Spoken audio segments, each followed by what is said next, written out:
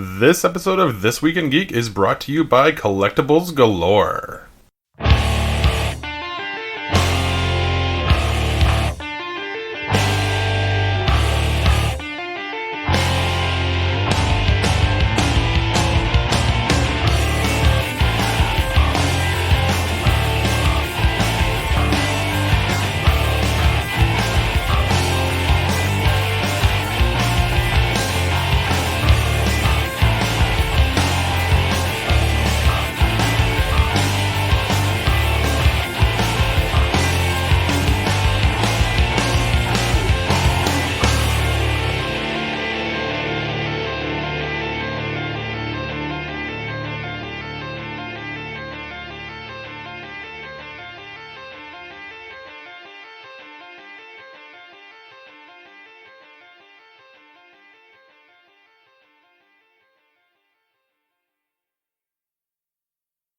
Good morning. It is Wednesday, and that means it's time for the return of This Week in Geek.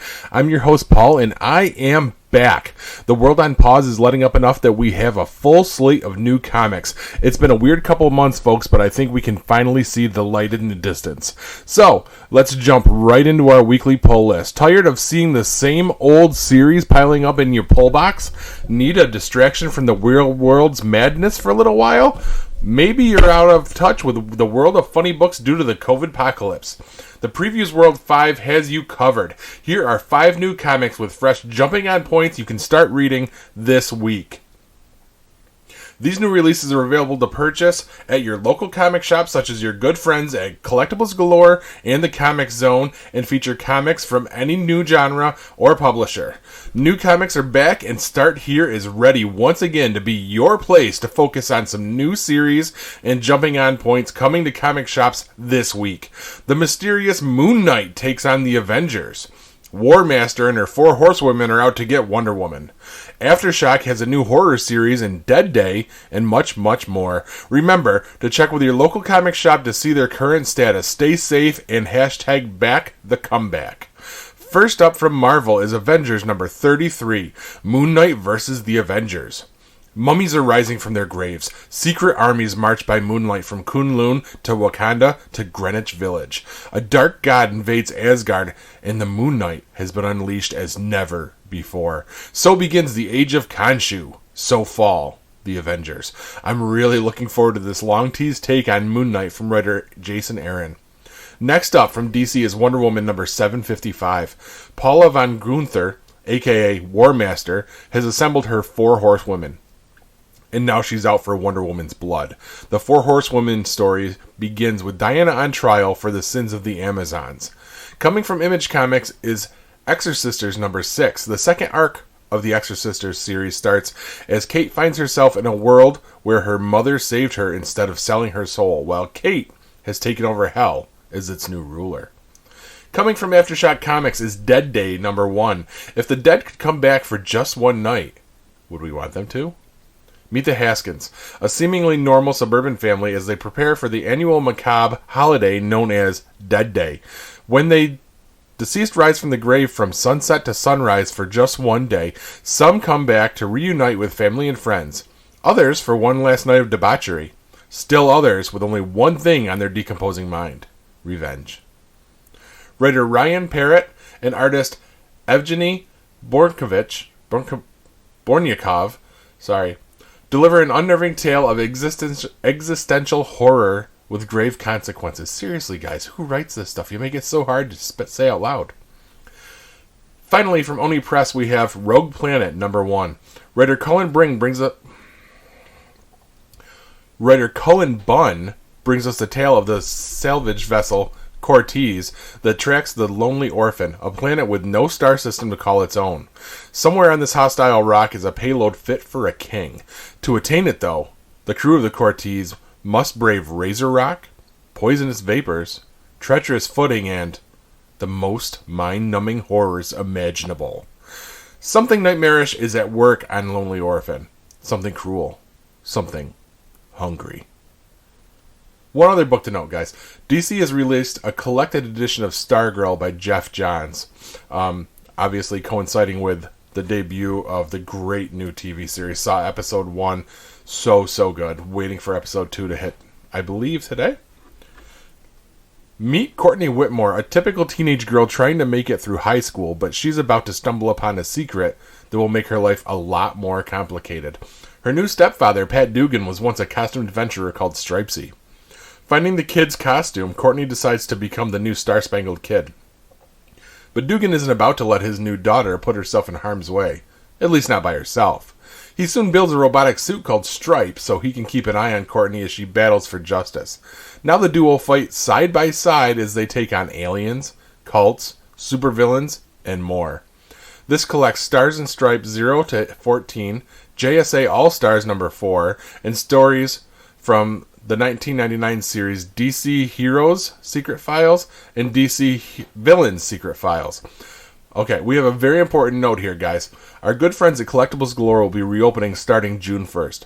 You still can't go in to browse, but you can phone in orders for a curbside pickup. And guys, one person at a time will be allowed into the store, so plan accordingly. You're gonna be waiting. Remember, things are changing quickly, so details can change at a moment's notice. Keep up to date by watching their Facebook page or give them a call. Now, let's crack open the toy box. Marvel Legends seems to be going strong with both the Age of Apocalypse X-Men wave and the Black Widow wave showing up at retail locally. Both waves look really good, but there's really nothing in there that's kind of got me excited, so check them out. Your mileage may vary. Coming up soon, though, will be a very cool line that I've kind of got a little bit of interest in. The retro-themed animated Spider-Man wave. Springing off of the 90s cartoon, the cards are going to look just like the ones from the 90s 5-inch figures did. Looks really cool. Hasbro Pulse just revealed the majority of the wave Friday for their Fan First event that they seem to be doing every Friday now. They look to be a brand new Spider-Man in the set, a Peter Parker, a Gwen Stacy, who comes with a Mary Jane swappable head, classic Electro and Green Goblin with a Norman Osborn head, as well as a comic-accurate Mysterio and a 90s battle-armored Daredevil, as well as a deluxe carded Kingpin.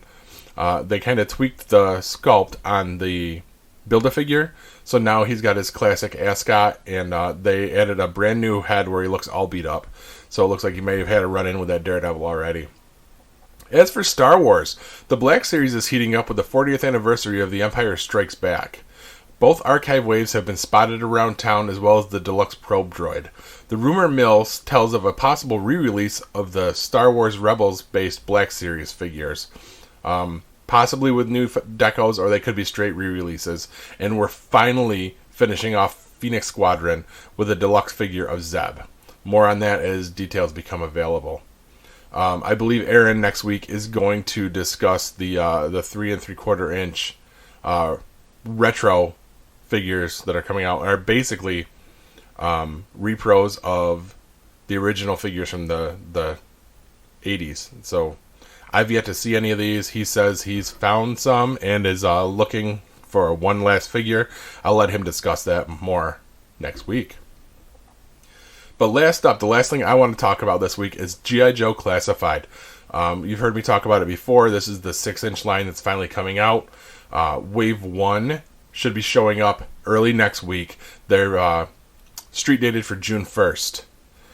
So they should be showing up in all of our local retail outlets. And the buzz is that this set is going to be really hot, especially Destro. Like, that is the figure to get in this set. But the entire wave looks amazing. I've seen them all online. The weapons are a little wonky. They're definitely going for like the futuristic sci-fi look. They look like they're going to be energy weapons. I'm not real keen on that because I'm an old school G.I. Joe guy where they had like legit army weapons, military weapons. But, you know, I mean, there's a lot of sites out there that can help out with that. Maybe we'll discuss some of them in the future. Since we're talking military toys, I do have an upcoming feature on the Valaverse Action Force figures that are currently in pre-order status off of their very successful Kickstarter. Stay tuned for that, guys. And that's about all I've got for this week. Remember to come visit us on our Facebook page and post your own hunt report. and tell us what you're reading, and please remember to shop local first. Go see our good friends at Collectibles Galore and Comic Zone. Always support your local comics and collectibles shops. Without them, our hobby does not exist. So until next week, cheers all. This has been a GeekPod Network production.